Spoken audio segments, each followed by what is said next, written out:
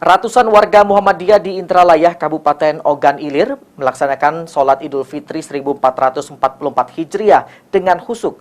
Adanya perbedaan Hari Raya Idul Fitri ini diharapkan tidak terlalu dibesar-besarkan dan juga selalu menjaga toleransi sesama. Kumandang takbir yang bergema mulai pukul 6 pagi membuat ratusan warga Muhammadiyah di wilayah Kecamatan Indralaya Ogan Ilir berkumpul di lapangan kantor Desa Tebing Gerinting guna melaksanakan sholat Idul Fitri 1444 Hijriah tahun 2023. Bertindak selaku imam dan khotib sholat Idul Fitri di lokasi ini Ustadz Indragiri. Dalam khotbahnya, Ustadz Indragiri mengajak umat muslim orang-orang beriman untuk selalu meningkatkan keimanan dan juga ketakwaan kepada Allah Subhanahu wa Ta'ala dan tidak melupakan telah melaksanakan puasa Ramadan. Selanjutnya pasca Ramadan diharapkan umat muslim lebih bertakwa kepada Allah Subhanahu wa Ta'ala, yaitu rendah hati, toleransi, dan ada kasih sayang kepada sesama muslim.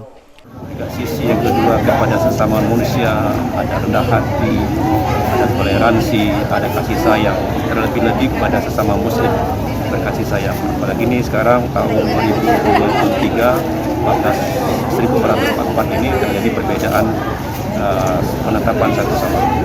Maka karena itu tetap kita jaga toleransi bersama, jaga kondisi yang kondusif, terutama di Kabupaten Ogan Ilir. Sementara itu adanya perbedaan 1 Syawal 1444 Hijriah ini untuk dijaga toleransi bersama, menjaga kondusivitas di Kabupaten Ogan Ilir. Selain itu bersyukur atas rahmat Allah Subhanahu wa Ta'ala dapat berkumpul lagi melaksanakan sholat Idul Fitri pasca pandemi COVID-19. Ahmad Romawi, PAL TV.